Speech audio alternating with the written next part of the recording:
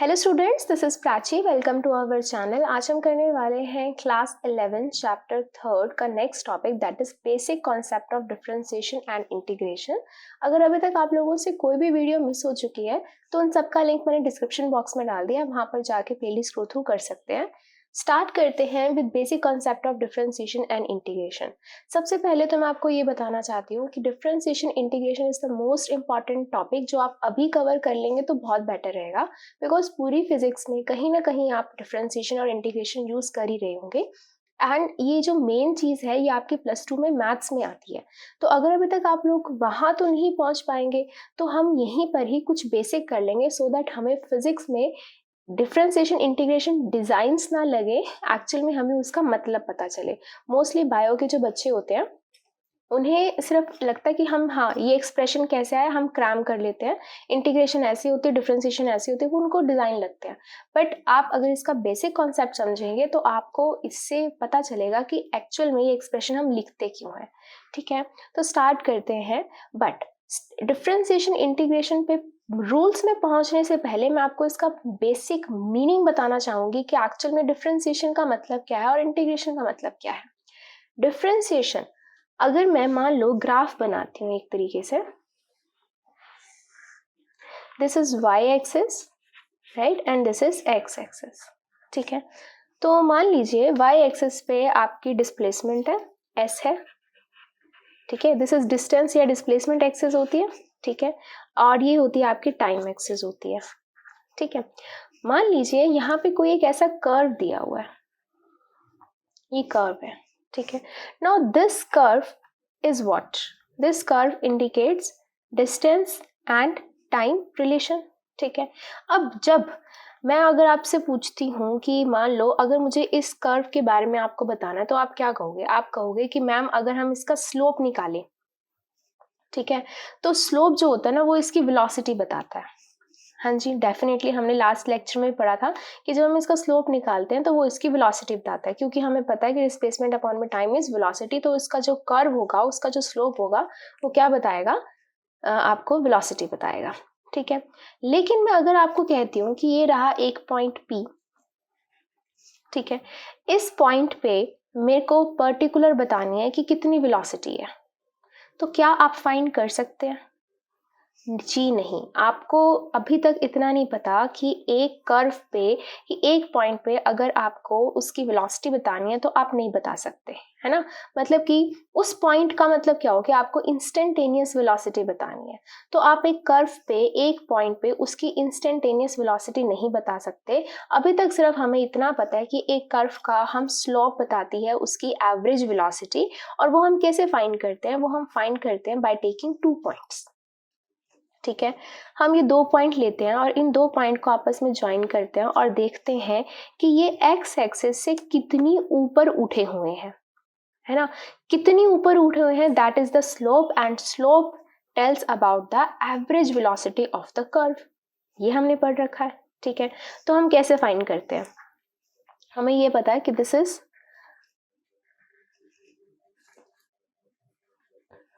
ये क्या हो गया आपकी y1 y2 हो गया,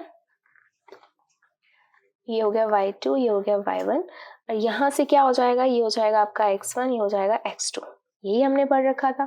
तो हमने क्या बात की थी? एवरेज वेलोसिटी की। तो वेलोसिटी क्या होता था? Change in y axis, that is y2 minus y1 upon में x2 माइनस x1, और इस चेंज को हम क्या लिखते थे?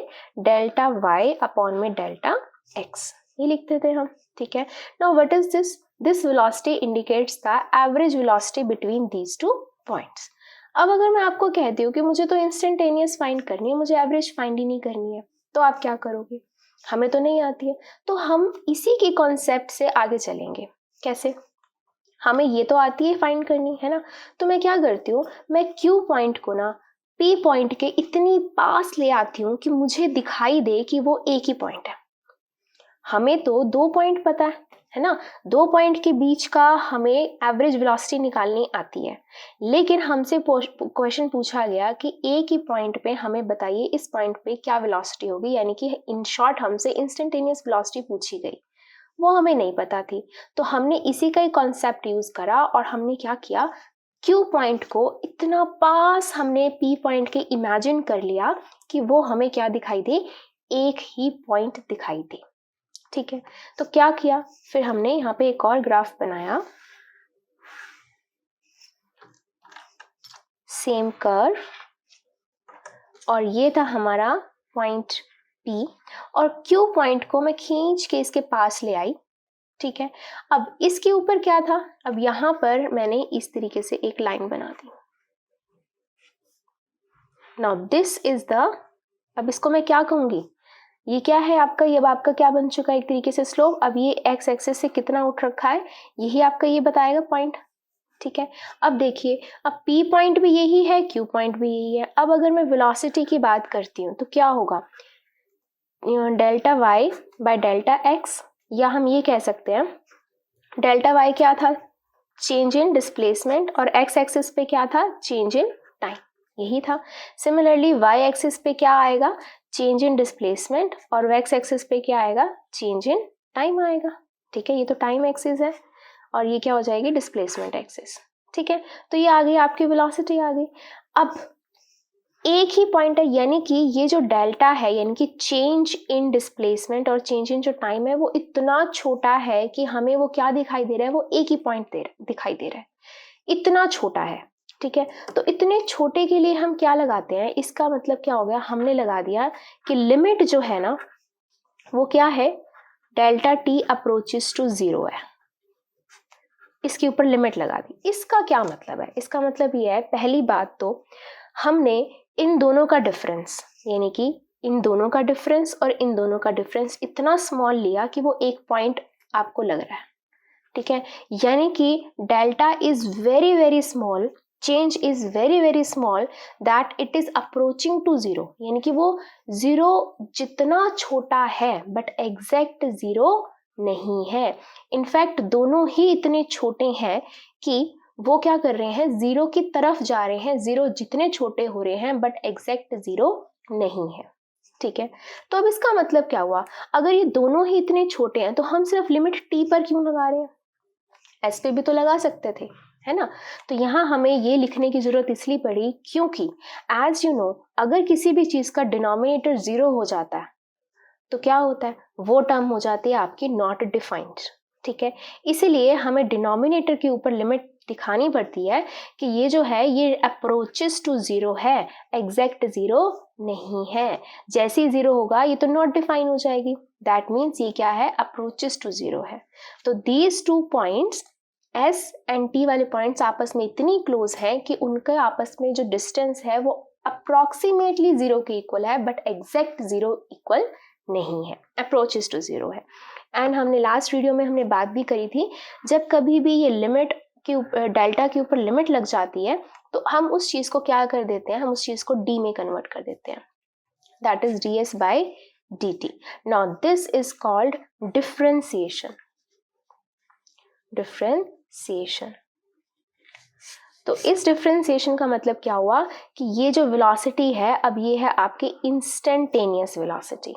यहां तक जहां डेल्टा थी वो थी आपकी एवरेज वेलोसिटी, लेकिन जैसे ही हमने लिमिट लगा दी वो क्या बन गई आपकी इंस्टेंटेनियस, यानी कि एक पर्टिकुलर पॉइंट पे आपको पता चल गया कि यहाँ वेलोसिटी कितनी होगी, तो that is the instantaneous velocity. और वो कैसे पता चलता है, डेरिवेटिव जो हम करते हैं, डिफरेंशिएशन करते हैं हम डिस्प्लेसमेंट का विद रिस्पेक्ट टू टाइम।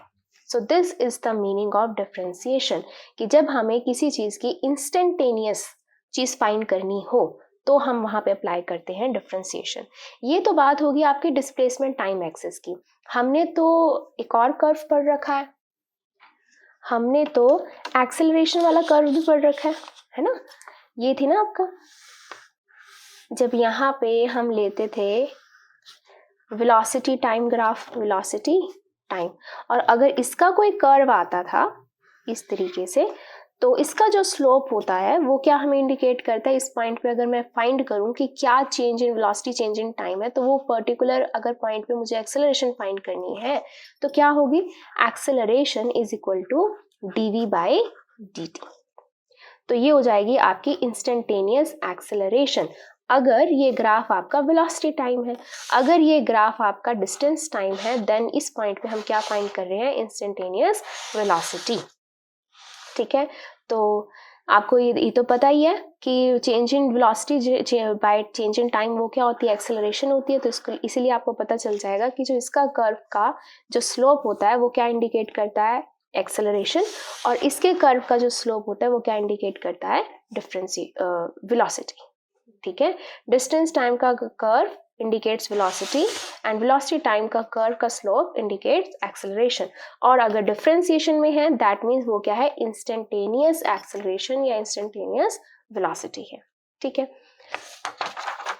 और अगर मैं डिस्टेंस टाइम ग्राफ को और ज़्यादा अच्छे से अगर हमने डिटेल में बात करी थी तो हमने देखा था कि अगर मान लो इस तरीके का कोई कर्व है, ऐसा कोई कर्व है, तो इस कर्व के अंदर का जो एरिया होगा, इसके अंदर का जो भी एरिया होगा वो क्या इंडिकेट करता होगा। हमने जब 3 इक्वेशंस ऑफ मोशन पढ़ी थी तो हमने पढ़ा था S is equal to area under the graph, हमने ये पढ़ा था।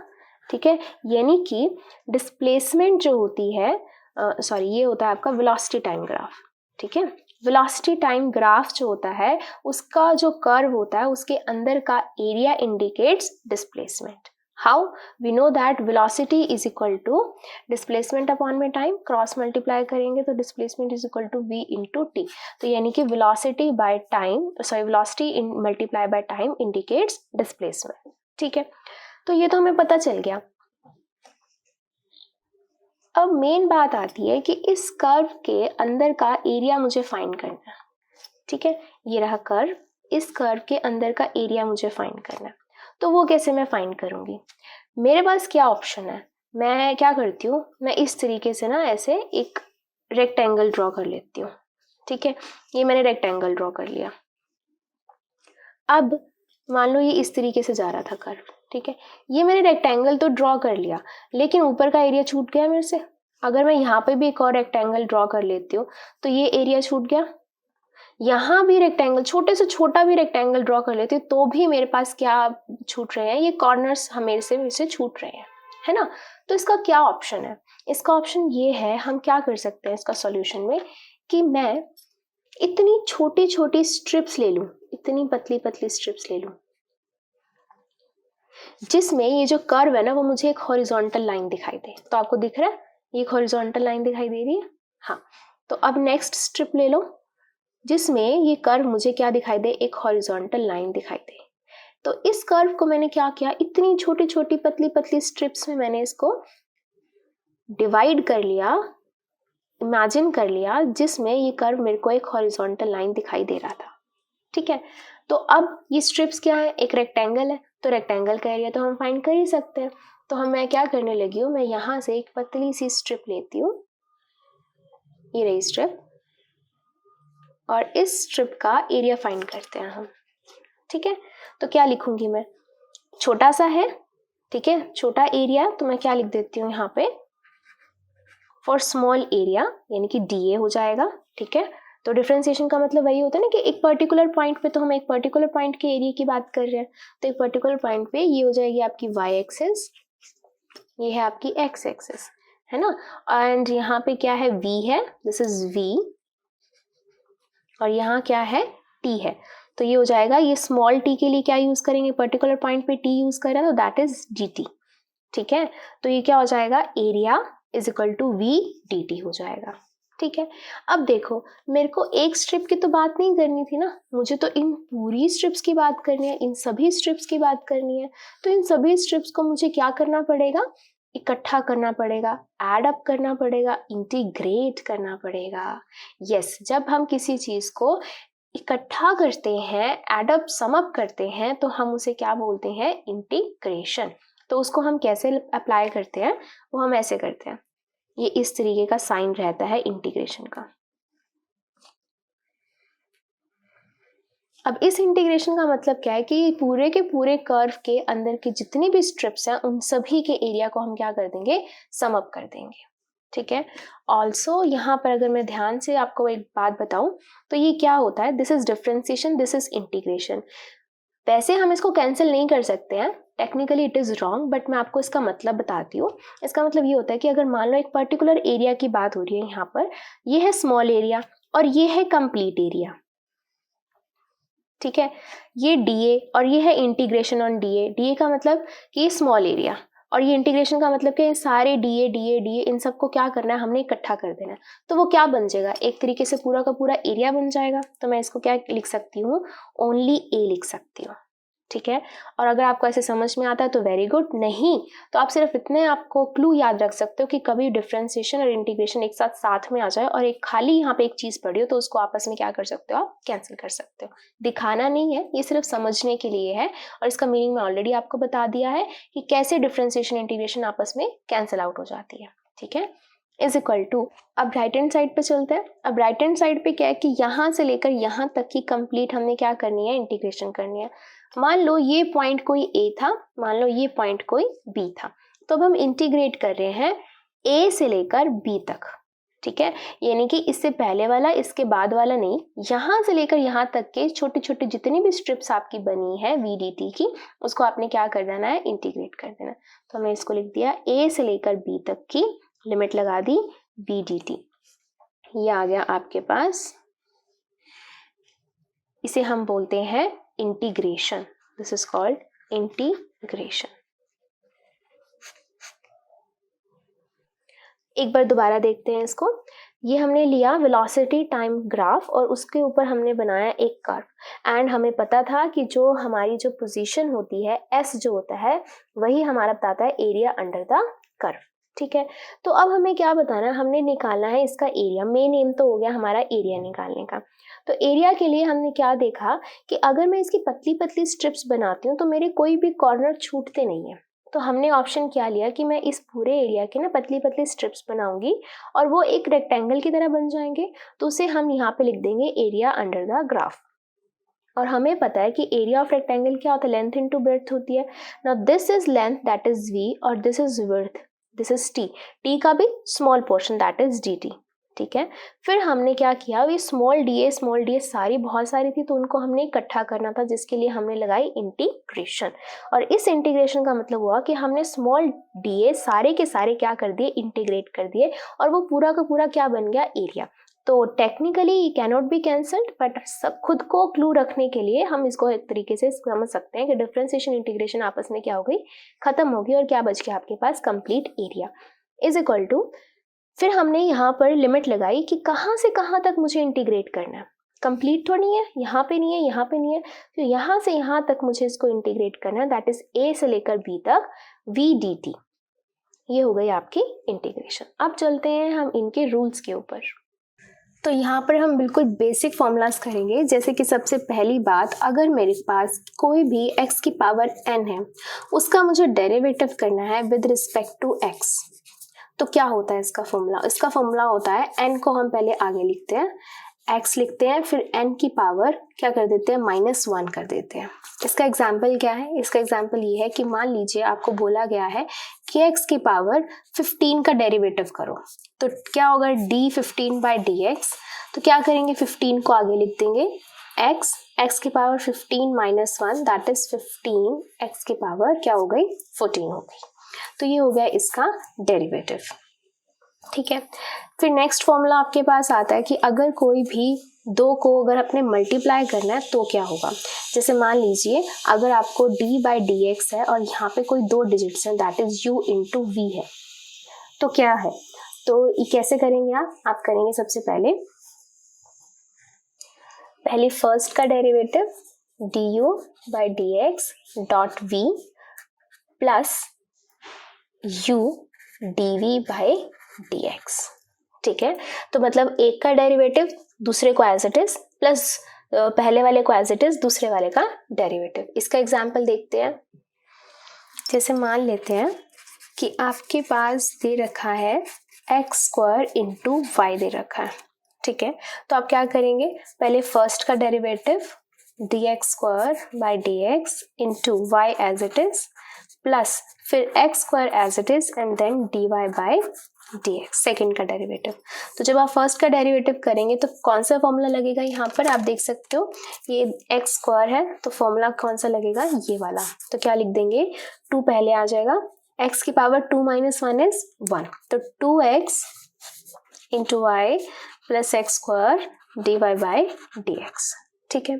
सिमिलरली अगर ये दोनों जो हैं वो अगर आपके ऐसे डिवीजन में होते हैं तो क्या होगा, d by D X u by V होता है, तो क्या फॉर्मूला लगता है, वो फॉर्मूला लगता है v स्क्वायर, जो नीचे वाला होगा v स्क्वायर, फिर लिखेंगे v du by D X minus u dv by dx।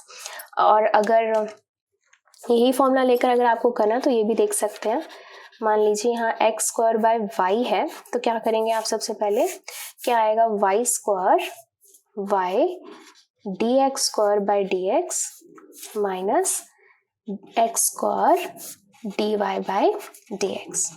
Next में क्या करेंगे आप, ये फिर से D X square by X का क्या आ जाएगा, 2x आ जाएगा, तो ये y 2x minus X square D Y by D X upon में वाई स्क्वायर, तो ये हो जाएगा इसका डेरिवेटिव। सिमिलरली फोर्थ की अगर मैं बात करती हूँ, यहाँ ट्रिग्नोमेट्रिक फंक्शंस की अगर हम बात करते हैं तो जो साइन का डेरिवेटिव होता है, साइन एक्स का डेरिवेटिव होता है कॉस एक्स, जबकि कॉस एक्स का डेरिवेटिव होता है माइनस साइन एक्स, ठीक है। तो इतने ही बेसिक आपको नीड है, ज़्यादा नीड नहीं है आपको करने की, और मेन जो है वो आपके यही यूज़ होने वाला है कि आपको कैसे डेरिवेटिव करना है। ऐसे ही मैं 5 फॉर्मूलाज आप लोगों को इंटीग्रेशन के बताती हूँ। इंटीग्रेशन में इतना भी डिटेल में जाने की ज़रूरत नहीं है, 2-3 फॉर्मूला से भी काम चल जाएगा। जैसे मान लीजिए अगर मुझे इंटीग्रेशन करना है x की पावर n का, इसको भी हम रिस्पेक्ट देंगे, दैट इज dx की रिस्पेक्ट में। तो अब इसके लिए क्या फॉर्मूला लगेगा, इसके लिए फॉर्मूला लगेगा x, उसमें क्या हो जाएगा, n की पावर +1 अपॉन में n की पावर +1, ये फॉर्मूला रह जाएगा इसके लिए, ठीक है। एग्जाम्पल ले लेते हैं, जैसे कि मान लीजिए x की पावर 3 का आपने इंटीग्रेशन करना है, तो आप क्या करेंगे, x की पावर 3 + 1 अपॉन में 3 + 1, ये हो जाएगा x की पावर 4 अपॉन में 4, ठीक है। तो ये था आपका इंटीग्रेशन। एंड सिमिलरली अगर हम आगे चलते हैं एडवांस नॉलेज के लिए, हम आगे लगाते हैं +c। Now what is c, c is any constant. अब ये कांस्टेंट कैसे आता है वो मैं अभी आपको समझाती हूँ।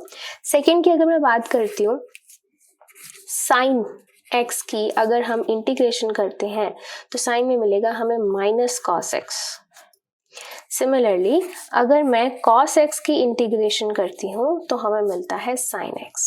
तो आपने देखा बिल्कुल ऑपोजिट, साइन का differentiation is cos x but sine का integration is minus cos x। cos का differentiation is minus sin x but cos का इंटीग्रेशन इज sin x, ठीक है। तो ये तो हो गए आपके इंटीग्रल्स। कुछ चीज़ें और हैं जो मैं आपको समझाना चाहूँगी यहाँ पर। हाँ, +c now what are constant, वो मैं अभी आपको समझाती हूँ। एक चीज़ और, डिफरेंशिएशन में हमने एक चीज़ स्किप कर दी। मान लीजिए यहाँ पर मैं आपको कह देती हूँ dx का सिर्फ डिफरेंशिएशन करो, x का डिफरेंशिएशन आप कैसे करोगे, d बाई डी एक्स, ठीक है।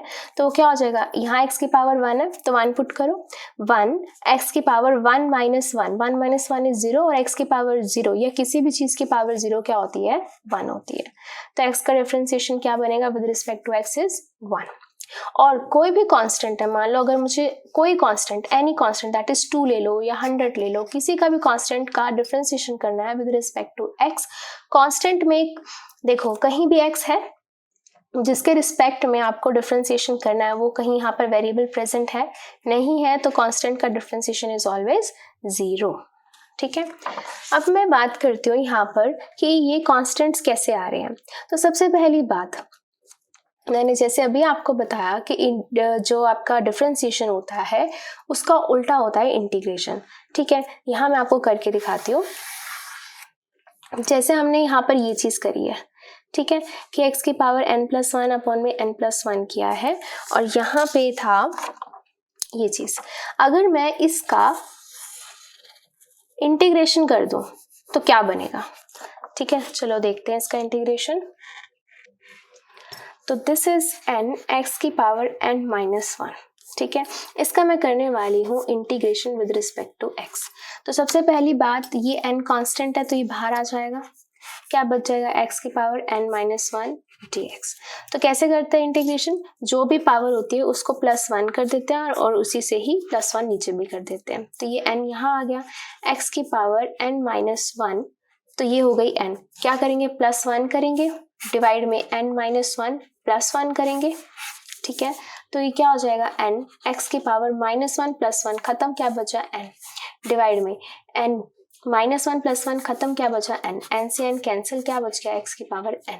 तो देखिए हमने डिफरेंशिएशन किसका किया था, x की पावर n का डिफरेंशिएशन किया था, हमें ये मिला। इसका हमने इंटीग्रेशन कर दिया और वापस से हमें ये चीज मिल गई, राइट। सिमिलरली अगर आप इसका भी डिफरेंशिएशन करोगे तो आपको ये चीज मिलेगी, ठीक है, कि अगर x की पावर n का आपने इंटीग्रेशन करके ये लिया है, इसका आप डिफरेंशिएशन करोगे तो आपको ये चीज मिलेगी, ठीक है। तो ये बिल्कुल बताने का मेथड था कि डिफरेंशिएशन का इंटीग्रेशन, और इंटीग्रेशन अगर उसका करते तो वापस हमें डिफरेंशिएशन मिल जाती है, ठीक है। अब मेन कॉन्सेप्ट पे आते हैं कि हमारे c कैसे आ रहे हैं। तो जैसे देख लीजिए कि मानो यहाँ पर मैंने किया x की पावर 9 + 2 का मुझे करना है डिफरेंशिएशन, ठीक है। फिर मुझे करना है x की पावर 9 + 12 का डिफरेंशिएशन, ठीक है। तो दोनों में क्या होगा, तो सबसे पहले देखो इसमें तो ये फॉर्मूला लग जाएगा n x की पावर n माइनस 1, तो ये हो जाएगा 9 x की power 9 minus 1 that is 8 plus 2 का डिफरेंशिएशन क्या हो जाएगा, 0 हो जाएगा। सिमिलरली यहाँ पर देखिए, यहाँ पे क्या है, अगेन 9 x की पावर 8 प्लस यहाँ पे भी 12 का डिफरेंशिएशन हो गया 0, ठीक है। तो देखो यहाँ पर कांस्टेंट 2 था, यहाँ कांस्टेंट 12 था। अब हमारे पास रिजल्ट आया ये, ठीक है। अब मेरा मेन एम क्या था कि जब मैं डिफरेंशिएशन से इंटीग्रेशन में जाऊं और वापस डिफरेंशिएशन पे जाऊं तो मुझे एग्जैक्ट वही चीज मिलनी चाहिए, ठीक है। तो मैंने डिफरेंशिएशन किया, मुझे ये मिला। अगर मैं इंटीग्रेशन इसका करती हूँ तो मुझे वापस से एग्जैक्ट वर्ड्स वही मिलने चाहिए ना, लेकिन जब मैं इसका दोबारा से इंटीग्रेशन करूंगी तो मुझे सिर्फ x की पावर 9 मिलेगा, मुझे ये कांस्टेंट नहीं मिलेगा, है ना। करके देख लीजिए, अगर मैं डिफरेंशिएशन इसका इंटीग्रेशन करती हूँ 9 की पावर x की पावर 8 का, तो क्या मिलेगा मुझे, 9 बाहर कॉमन, x की पावर 8 + 1 अपॉन में 8 + 1 दैट इज 9, कैंसिल करके क्या आ गया, x की पावर 9 आ गया, तो मुझे 2 तो नहीं मिला। सिमिलरली इसका करूंगी, अगेन मुझे x की पावर 9 मिलेगी, 12 नहीं मिलेगा, तो यानी कि कांस्टेंट नहीं मिल रहे। तो इसलिए जब भी हम इंटीग्रेशन करते हैं तो हम साथ में +c लगा देते हैं, +c, कि मान लीजिए अगर इसके साथ कोई भी कांस्टेंट है और हमने गलती से छोड़ दिया है तो हाँ जी ये समझ लो उसका कि हाँ जी हमने c लगा दिया है, कि कोई ना कोई कांस्टेंट जो आपका बच गया था वो हमने यहाँ पर लगा दिया है, ठीक है। तो ये था इसका basic idea of integration and differentiation. अभी इसी के बेसिस पे हम करने वाले हैं एग्जाम्पल 3.3, जिसके अंदर हम यही चीजें कैलकुलस यूज करके हम तीनों इक्वेशन ऑफ मोशन को डिराइव करेंगे। तो अब हम तीनों इक्वेशन यहाँ लिखने वाले हैं। फर्स्ट इक्वेशन क्या आती है हमारे पास, first one is v = u + at, second थी s = ut + ½ at², थर्ड थी 2as = v² - u²। तो इन्हीं को हम डिराइव करेंगे यूजिंग इंटीग्रेशन एंड डिफरेंशिएशन, ठीक है। तो सबसे पहली बात हम यहाँ पर बात करने वाले हैं फर्स्ट वाले की, ठीक है। तो सबसे पहले इनको ड्राइव करने के लिए हम क्या कंसीडर करते हैं कि कोई एक ऑब्जेक्ट, ठीक है, वो एक स्ट्रेट लाइन में मूव कर रहा था, ठीक है। इनिशियली जो था वो किसी ना किसी वेलोसिटी से मूव कर रहा था, let the velocity be u, ठीक है। और कुछ टाइम में, ठीक है, तो जब उसकी इनिशियल वेलोसिटी 0 u थी तो वो कहाँ पड़ा हुआ था, उसका टाइम t था, ठीक है। ऐसे ही जैसे जैसे वो आगे जाने लगा तो उसकी फाइनल वेलोसिटी होने लग गई v with respect to time change होने लगी, और उसने एक्सेलरेशन कोई ना कोई अटेन कर ली और डिस्टेंस उसने अचीव कर लिया s का, विद यूनिफॉर्म एक्सेलरेशन वो मूव कर रहा था, ठीक है, स्ट्रेट लाइन में मूव कर रहे हैं तो यही सब चीज़ें होंगी। तो अब हमारी एक्सेलरेशन की डेफिनेशन क्या कहती है? अब क्या करेंगे, अब हम इसको कर देंगे क्रॉस मल्टीप्लाई। क्या मिलेगा? dv equals to a dt मिल गया।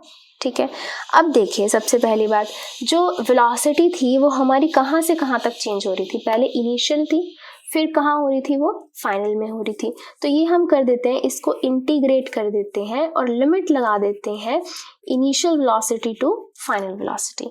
लिमिट का मतलब क्या होता है कि हमने ना आगे की बात करनी है ना हमने पीछे की बात करनी है, हमने सिर्फ वहां से वहां तक का सम अप करना है जहां से हमने शुरुआत करी और जहां पे हमने खत्म किया। तो this is initial velocity and this is final velocity. अगर यहाँ लिमिट्स लगी हैं तो यहाँ पे भी डेफिनेटली लिमिट्स लगेंगी। यहाँ लिमिट्स कौन सी लगेंगी? ये हमने लगाई लिमिट, एक्सेलरेशन तो कांस्टेंट है विद यूनिफॉर्म एक्सेलरेशन, टाइम पे लिमिट लगेगी। अब टाइम की लिमिट क्या है? इनिशियली टाइम 0 था, फिर टाइम t हो गया, तो टाइम 0 से लेकर टाइम t तक का हमने नोटिस करा है। ठीक है, तो वैल्यूज पुट करते हैं। अब सबसे पहली बात, वैसे तो हम बोल नहीं सकते कि डिफरेंशिएशन से इंटीग्रेशन खत्म होगी, सिर्फ v बच गया, नहीं, लेकिन मैं आपको जैसे मैंने अभी समझाया कि डिफरेंशिएशन इंटीग्रेशन बिल्कुल ऑपोजिट होता है। तो हाँ, अपने लिए आप ज़्यादा टेक्निकलिटीज़ में ना जाने की वजह से आप अपने आप को समझा सकते हैं, जहाँ ये d और v आ जाए आप उसको वहाँ पे कैंसिल कर सकते हैं। ठीक है, बस आगे ऊपर नहीं कोई चीज़ नहीं होनी चाहिए। ठीक है, तो ये स्मॉल वेलोसिटी है, ये कंप्लीट वेलोसिटी, तो ये कंप्लीट वेलोसिटी बन गई और लिमिट लग गई u to v is equal to, a constant है तो बाहर आ जाएगा, क्या बच जाएगा? 0 to 2 t and this is dt।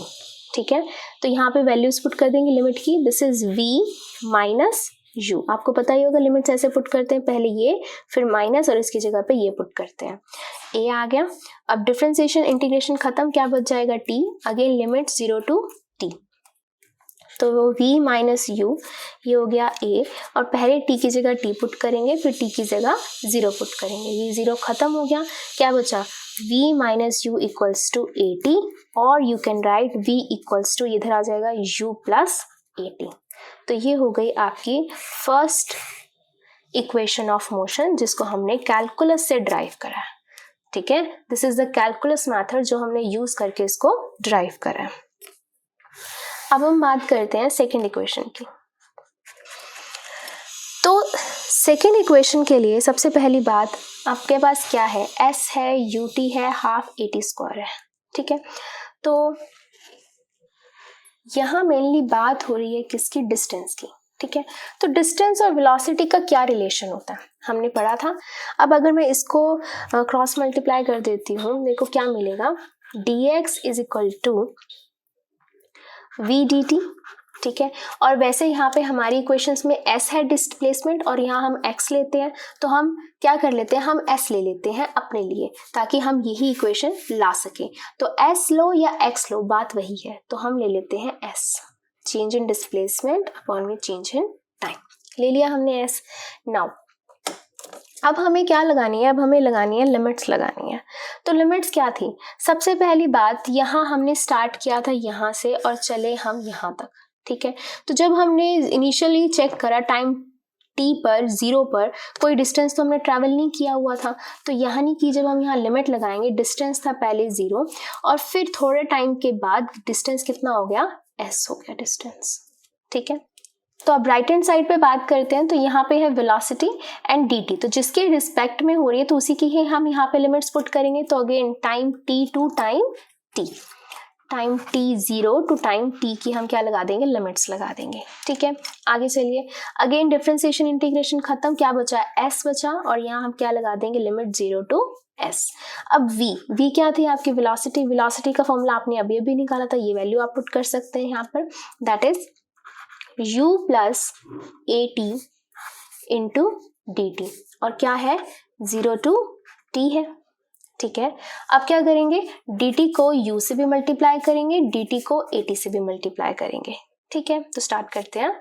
हम लिखेंगे हम u dt और लिमिट रहेगी 0 to t plus at dt और लिमिट रहेगी 0 टू t। हमने क्या किया? dt को इससे भी मल्टीप्लाई कर दिया, dt को इससे भी मल्टीप्लाई कर दिया। यहाँ लेफ्ट हैंड साइड में अगर हम लिमिट पुट करेंगे तो s की जगह पे पहले s, फिर s की जगह पर 0, आगे चलिए, अब ये बचा आपके पास u कांस्टेंट है, इनिशियल वेलोसिटी, तो u बाहर आ जाएगा, क्या बचेगा 0 to t dt, plus a constant है, बाहर आ जाएगा, अंदर क्या बचेगा t dt 0 to t। ठीक है, आगे चलिए, ये हो गया आपका s और ये हो गया डिफरेंशिएशन इंटीग्रेशन खत्म, क्या बचा ओनली t और लिमिट रहेगी 0 to t। यहाँ देखिए a कांस्टेंट बाहर, लेकिन यहाँ पे किसकी हमने इंटीग्रेशन करनी है, t की करनी है विद रिस्पेक्ट टू dt। तो क्या होगा, कैसे करते हैं डिफरेंस इंटीग्रेशन, अगर ये होता है इसकी पावर कितनी है 1, तो क्या हो जाती है पावर में 1 ऐड हो जाता है, x की पावर n होती है तो n+1 डिवाइड में n+1 होता है, तो यहाँ पर भी वही करेंगे, t की पावर 1+1 अपॉन में 1+1 और लिमिट क्या रहेगी आपकी 0 to t। तो मैंने यही लाइन आगे लिख ली है सेम यहाँ पर। ठीक है, अब क्या करेंगे, हम इसको सॉल्व करते हैं। s is equal to u, t की जगह पहले t पुट होगा, माइनस फिर t की जगह पर 0 पुट होगा, प्लस a, ये हो गया t की पावर 2 अपॉन में 2 0 to t, ये हो गया s u t प्लस, अब a बाहर है तो 2 कांस्टेंट है, 2 को भी बाहर ले लीजिए, क्या बचेगा टी स्क्वायर, तो टी स्क्वायर में पहले हम टी पुट करेंगे फिर 0 पुट करेंगे, तो क्या हो जाएगा 0 का स्क्वायर, क्या बचा हमारे पास s is equal to U T plus 1/2 a t square. क्या हमें यही सॉल्व करना था, यस यही हमें सॉल्व करना था। तो हमने क्या किया, सेकेंड इक्वेशन के लिए हमने देखा कि डिस्टेंस और वेलोसिटी का रिलेशन है, तो वो हमें पता ही होता है कि v इक्वल्स टू ds/dt है, क्रॉस मल्टीप्लाई कर दी, लिमिट्स लगा दी। बस एक स्टेप इसके अंदर क्या हमने ऐड करा कि जो v था उसकी जो वैल्यू थी वो हमने फर्स्ट वाली से पुट करके और dt को अंदर मल्टीप्लाई कर दिया। ठीक है, फिर u कांस्टेंट था, dt का इंटीग्रेशन, a कांस्टेंट था, फिर t dt का जो है वो हमने कर दिया इंटीग्रेशन, फिर क्या हो गया लिमिट्स पुट कर दी और यहाँ पे हमने इंटीग्रेशन का फॉर्मूला लगा दिया और उसको सॉल्व करके लिमिट्स पुट कर दी, हमारे पास आंसर आ गया, वेरी सिंपल। अब करते हैं थर्ड इक्वेशन। अब थर्ड इक्वेशन में ऐसा क्या है, कैसे कर सकते हैं अब इसको हम, यहाँ पर है एक्सेलरेशन है, डिफरेंशिएशन भी है, आपकी जो है डिस्टेंस भी है एंड वेलोसिटी भी है। ठीक है, तो क्या करें, ठीक है, सबसे पहले हम इसको इस तरीके से लिखेंगे, एक्सेलरेशन है लेफ्ट हैंड साइड पे तो एक्सेलरेशन लिख लो। ठीक है, एक्सेलरेशन थर्ड इक्वेशन कर रहे हैं हम, एक्सेलरेशन का फॉर्मूला हमने क्या लिखा था, dv/dt लिखा था। ठीक है, लेकिन जब हम इसको सॉल्व करते हैं डायरेक्ट, वो तो फर्स्ट इक्वेशन सॉल्व हो जाती है, लेकिन हमें तो यहाँ पर s को भी इंट्रोड्यूस करवाना है ना। s को कैसे इंट्रोड्यूस करवाएं, क्या मैं इसको ऐसे लिख सकती हूँ, dv डिवाइड कर दिया ds से, मल्टीप्लाई कर दिया ds से, dt था तो यहाँ पे दोबारा से dt लिख दिया। अब इस एक्सप्रेशन को ध्यान से देखिए, इस एक्सप्रेशन का क्या मतलब है कि मैंने ds से मल्टीप्लाई कर दिया, ds से डिवाइड कर दिया, कैंसिल भी हो जाएगा तो क्या बचेगा dv/dt तो बचेगा, बात तो वही है। बट मैंने ऐसा किया क्यों, क्योंकि मुझे s इंट्रोड्यूस करवाना था, मुझे तो ये इक्वेशन चाहिए, इसलिए मैंने ds से मल्टीप्लाई और ds से डिवाइड कर दिया। ठीक है, अब नेक्स्ट स्टेप में मैं क्या लिख रही हूँ, a equals to dv/ds into ds/dt। यहाँ आने के बाद अब देखिए क्या करेंगे हम, इस एक्सप्रेशन को ध्यान से देखें तो हमें पता है ds/dt किसके इक्वल होता है, change in time divide by change in distance upon में चेंज इन टाइम किसके इक्वल होता है, वेलोसिटी के इक्वल होता है। तो मैं क्या इसको यहाँ v लिख सकती हूँ, इसकी जगह पर v लिख दूँ। ठीक है, अब क्या कर देते हैं, क्रॉस मल्टीप्लाई कर देते हैं, यहाँ आ जाएगा ADS और ये हो जाएगा VDV हो जाएगा। अब क्या कर देंगे, अब हम लगा देंगे लिमिट्स लगा देंगे। ठीक है, लिमिट्स लगाते हैं। लिमिट्स के लिए जो डिस्टेंस था वो 0 to s था, 0 to s। अब v के लिए क्या डिस्टेंस, v के लिए क्या लिमिट्स थी, इनिशियल टू फाइनल वेलोसिटी, तो इनिशियल टू फाइनल वेलोसिटी। ठीक है, अब क्या करने वाले, a कांस्टेंट है, a बाहर, क्या बचेगा 0 to s ds। और यहाँ देखिए जब हम इसके इंटीग्रेशन करेंगे तो यहाँ क्या होगा, अब v तो कांस्टेंट नहीं है, v तो यहीं पर ही रहेगा। ठीक है, तो हम इसको एज इट इज लिखेंगे uv v dv। ठीक है।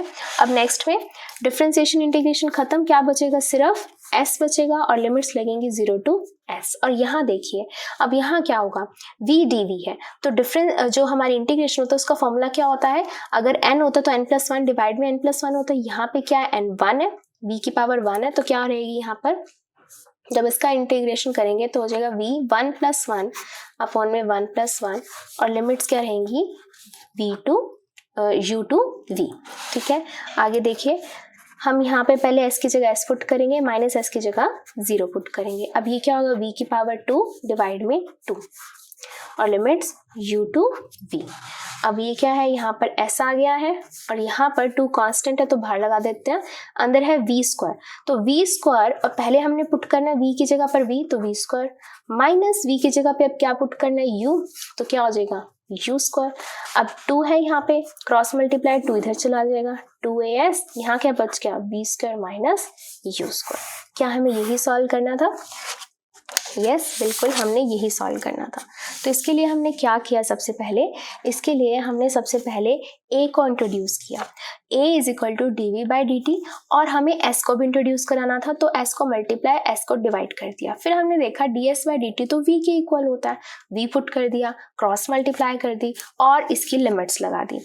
लिमिट्स लगाने के बाद हमने डायरेक्ट क्या कर दिया, इसका इंटीग्रेशन, लिमिट्स लगाने के बाद डायरेक्ट हमने क्या कर दिया, इसका इंटीग्रेशन कर दिया। ये हो गया ओनली s, ये हो गया v की पावर 2/2। 2 कांस्टेंट था, लेफ्ट हैंड साइड में चला गया और राइट हैंड साइड में हमने लिमिट्स पुट कर दी v square minus u square, और ये आ गई आपके पास थर्ड इक्वेशन। तो ये थी आपकी all 3 equations of motion using method of calculus. So thank you, that's all for this video. Next video में हम कवर करेंगे next topic of this chapter. Thank you.